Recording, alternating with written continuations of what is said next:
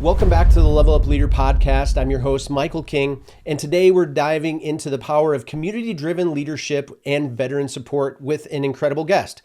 Brianne Schuler is the executive director of the 50 Mile March Foundation, an organization dedicated to empowering veterans and raising awareness about the challenges they face. Under her leadership, the march has grown exponentially, including securing land for the Community of Hope campus, a game-changing project for long-term veteran support. Now, Brianne is a master at building partnerships, driving impact, and making big visions a reality. Today, we're going to talk to her about her journey, the mission of the 50 Mile March, and how you can be a part of something bigger than yourself. Let's get into it.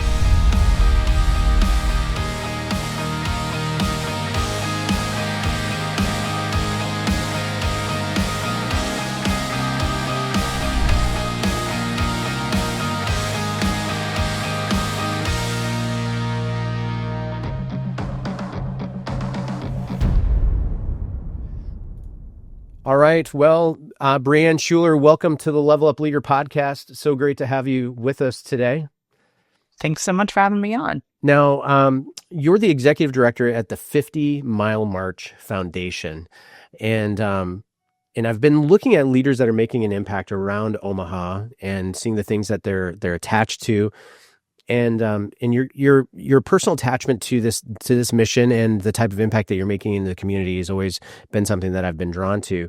Can you tell me a little bit about like your career with nonprofit leadership and what it kind of inspired you to dive into this space?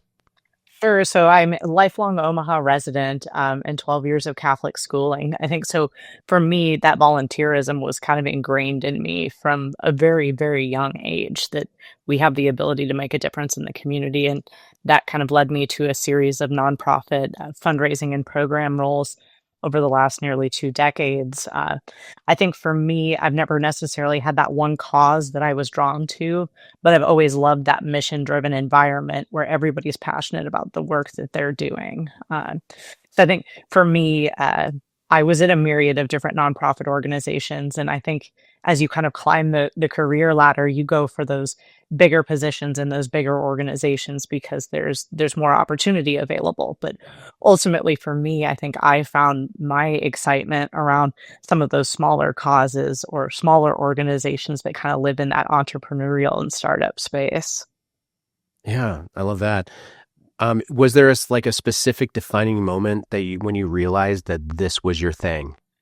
There really was. So my last full-time role I left in 2018. I was doing major gift fundraising for a very great organization, but I just felt so removed from the mission of the organization. I worked in a corporate office. I was only working with a small pool of donors. And I kind of woke up and realized I don't remember why I'm doing this work anymore. And I was sitting on 7 nonprofit boards of director at the time in all these little small startup projects. And my husband said to me, "You should just quit your job and do that." And I thought, well, how do I monetize that? How do I go out and do that? And so, we mapped out the 6-month plan to me quitting my job and going to do that. And instead I went back to work the next day and called him and said, "I think I'm just going to quit today." And so I did. And honestly, that was probably the most freeing decision I ever made, was to chase after my passion, which is finding those really exciting visionary leaders and helping them do what they do better. And I've been doing that ever since. I love that. Isn't that an amazing moment when all of a sudden you have that aha and you get that break free moment where you're going, okay, this is the lane that I'm supposed to be in. And it feels freeing, doesn't it? It does. And I can't imagine doing any other kind of work at this point. Well, that's winning. So for those that might be familiar, maybe not, can you tell us a little bit more about the 50 Mile March Foundation and your mission and what type of impact that you're actually having? Sure. So here's how I get to share the exciting story of a visionary who had an idea. So our founder, Jay Morales, and in 1998 separated from service, had a really unfortunate experience of divorce, found himself homeless, living in his car, crashing on friends' couches. And he said someday he wanted to do something to help veterans because he had individuals who helped him get to that next stage of life and find that purpose and meaning. So it took almost 20 years, but in 2020, 6 friends walked from Lincoln to Omaha, 50 miles, over 24 hours. they had a goal of raising $2,500. Instead, they raised $25,000. They donated it to a couple local nonprofits that serve veterans, and that was supposed to be the end of it. But he really kind of lit a spark, I think, underneath the community. And so the next year they walked again and again and again. So here we are in 2025. We've completed 5 missions to date this past year. We went with 148 participants. They raised over $600,000 to impact veterans' causes. And so our mission is to empower veterans facing mental health challenges and homelessness by fostering a community of hope and relentless support. So what does that mean in practice? Yeah. We really kind of want to live out our values: commitment, honor, respect, integrity, and service to others. And we do that both through grant making, which we will continue to do. So we take some of those funds that are raised and give them directly to nonprofit organizations that are serving the Omaha metro area to help them continue to do what they do really well.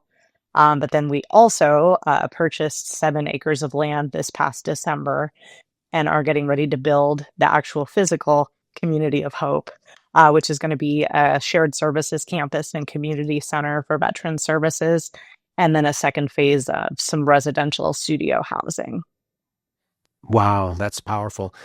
What's been one of the most powerful moments that you've witnessed through this organization? I think honestly for me that I'm not a crier. The moment that I really went, wow. In 2023, I had the opportunity to be at the finish line of the march, and seeing that year, I think 87 marchers walk up that final hill on 108th Street to Nebraska Brewing Company. I was standing in the back of a pickup truck, and there were thousands of people lining the street to watch their loved ones walk up the hill. And I was blown away by the community that has been built by the 50-mile march. I can truly say I've never seen anything like this. It really is a movement.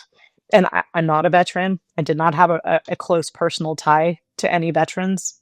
I certainly do now. But I stood in the back of a pickup truck and just sobbed. And it really, I think, was a transformational moment for me to realize this was the place I needed to be. And less than 6 months later, I quit my job to come do this full time. So.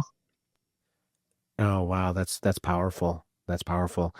I'm just going to pivot a little bit because we like to have a little bit of fun with our leaders on the podcast.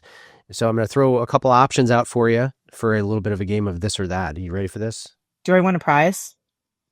I'll send you a prize. I'll give you a prize. Go. Okay, fair. We'll go for it. So, all right. So big picture strategy or hands-on execution?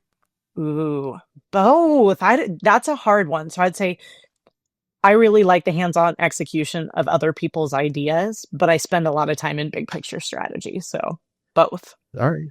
That's a fair. I can have it all, right? Speaking, you can have it all. This is your time. Like, let it all out.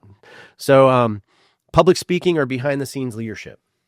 Honestly, public speaking. So little known fact, I have an undergraduate degree in theater, and I feel like this is like the one time that I get to sparkle with the 5 years that it took me to get a theater degree. So.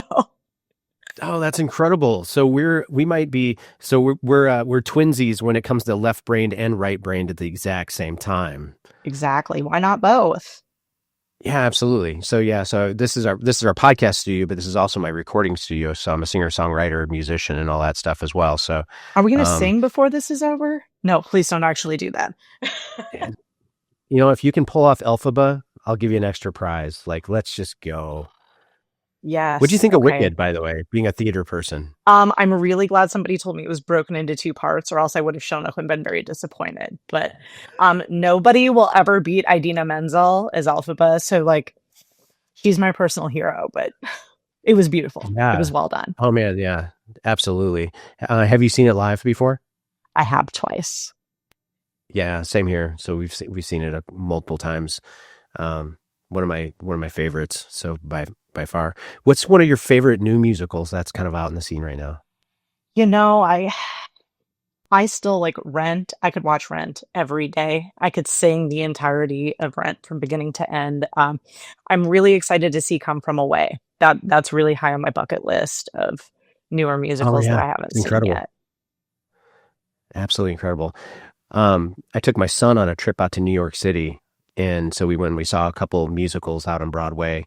Um, and I want to try to create experiences for my kids, not just buy them stuff all the time, you know? So I kidnapped and took him to New York on a business trip with me. And so we spent a couple days on Broadway, and I took him out to see the Back to the Future musical, Oh, and like how in the was original that? theater.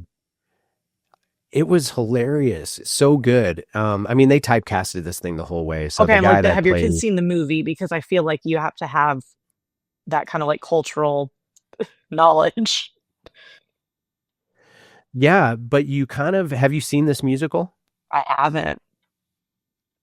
It's weird because it's kind of like they use the movie as source material, but the whole thing is about what happens in between the moments. It's really Mm. creative. Okay, adding You it to know, my list. I guess I have to go to New York. Oh, darn.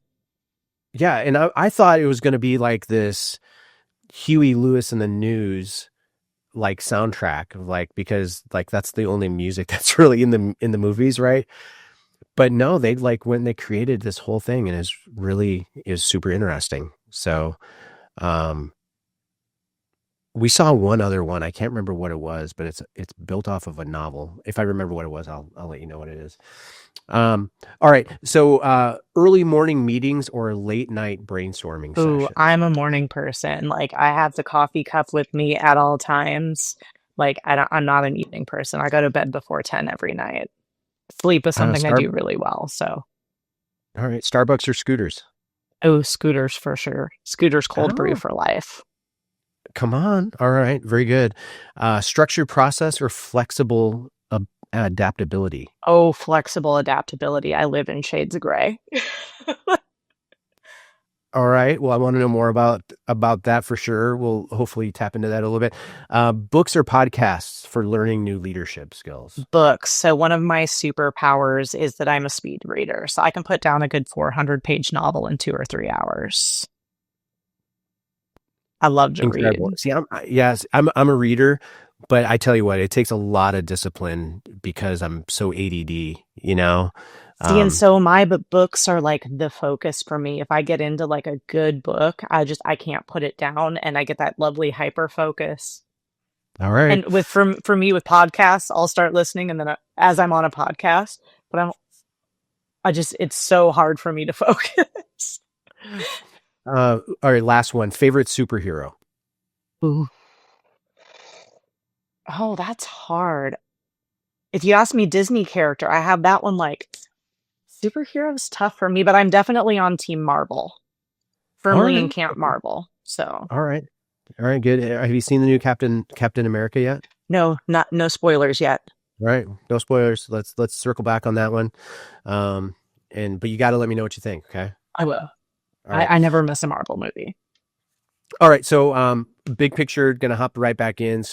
Um, so leading a nonprofit, it comes with unique challenges.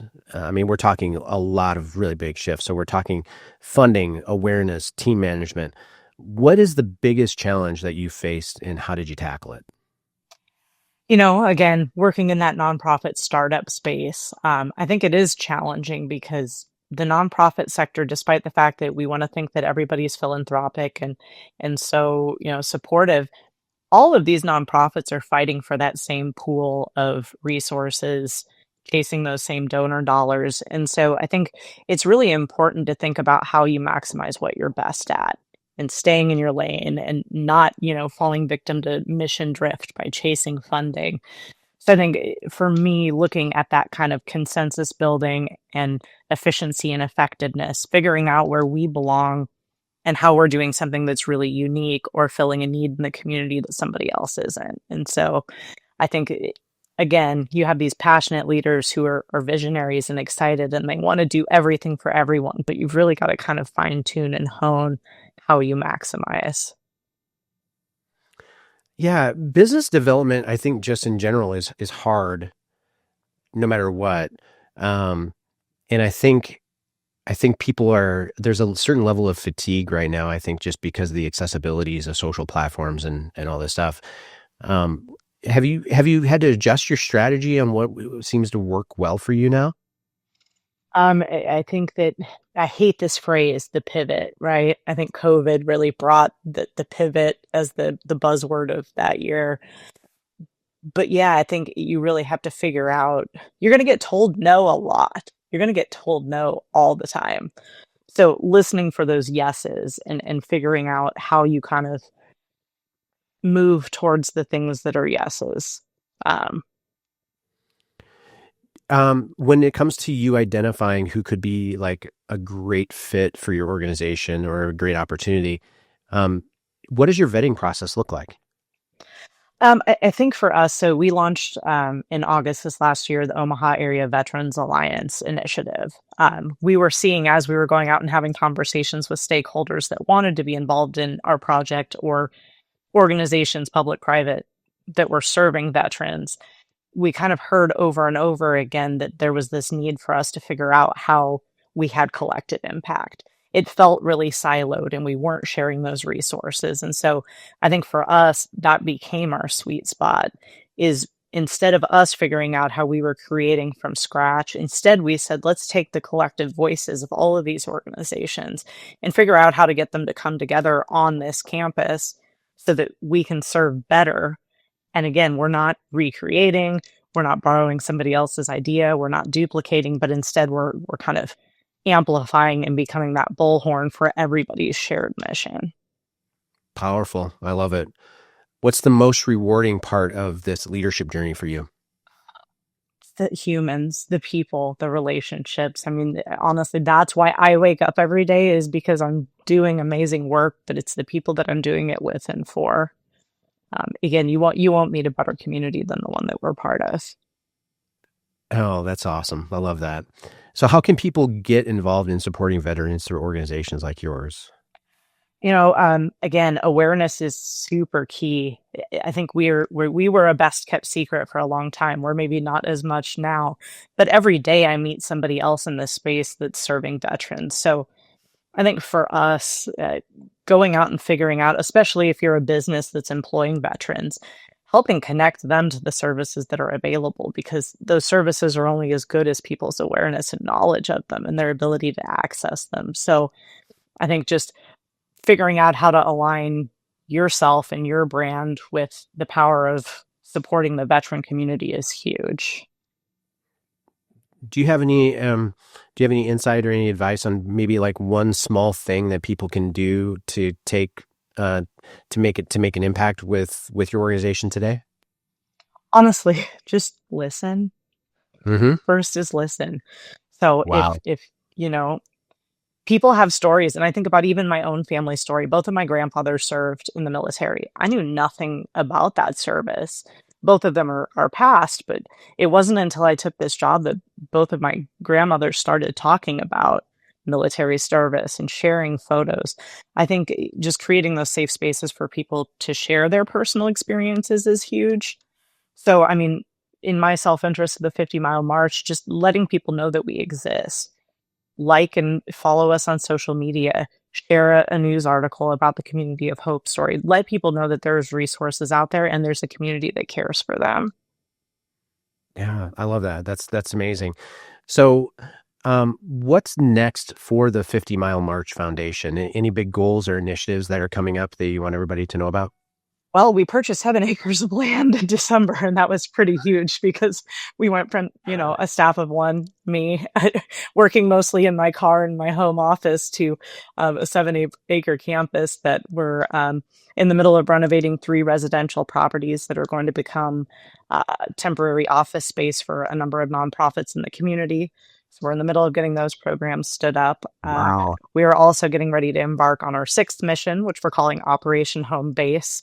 We have nearly 400 participants that are planning on marching with us this year from Lincoln to Omaha in August. So we always have need for volunteers, sponsors, you know, cheerleaders, anybody to help kind of support that core group that is living and breathing this mission every day. Oh, that's amazing. That's so powerful. So you had 148 participants last year, and you're anticipating 400 at this next coming year. We've nearly doubled in size every single year, both in number of participants and operational budget. pretty unheard of in the nonprofit space to grow as rapidly as we have. So we must be doing something Wow. right. All right. So for those who want to get involved and stay in contact with you, how do they find you? How do they find out more about the organization? It's a very easy to find us. We have a beautiful online space, but 50milemarch.org is our website. But we are on Facebook, LinkedIn, Instagram, X. You can kind of find us on all of the major platforms if you look for 50 Mile March. So amazing. I love it. Do you have any, like, just in closing, do you have any closing words for us? Any favorite Disney characters that you want to share today before we wrap up? No, but like I guess my leadership insight, again, I call myself radically collaborative. Like that's my superpower. But I That's think killer. for me, like finding your passion and then finding what you're good at. Because to me, like the intersection of successful nonprofit work or any work is where your personal passion and your skills align. Spend more time doing that because it's going to be much more fulfilling than anything else you could be doing. Fantastic. Thank you so much for being with us today. Your leadership's making a huge impact, and it's felt within our community. So thanks for all you do. Thank you. Before we wrap up, here's my level up leader moment. The big leadership takeaway from today's conversation. Great leaders don't just create change. They empower others to do the same. What Brianne and her team are doing at the 50 Mile March Foundation is a perfect example of leadership in action, building something bigger than themselves to serve those who have served us. And here's the challenge I want to leave you with. How can you step up and contribute? Whether it's supporting a cause, volunteering, or simply sharing the story of 50 Mile March, leadership is about taking action. So if you want to get involved, visit 50milemarch.org to learn how you can support their mission. But if this episode inspired you, please don't keep it to yourself. Make sure to share it. Make sure to like and follow and subscribe to the Level Up Leader podcast on Spotify, Apple Podcasts, YouTube, or wherever you get your digital content. And remember to tag us, share this episode, and help us spread leadership insights that make an impact. Brianne, thank you for joining us today. And to our listeners, keep leading, keep leveling up, and we'll see you next time on the Level Up Leader podcast.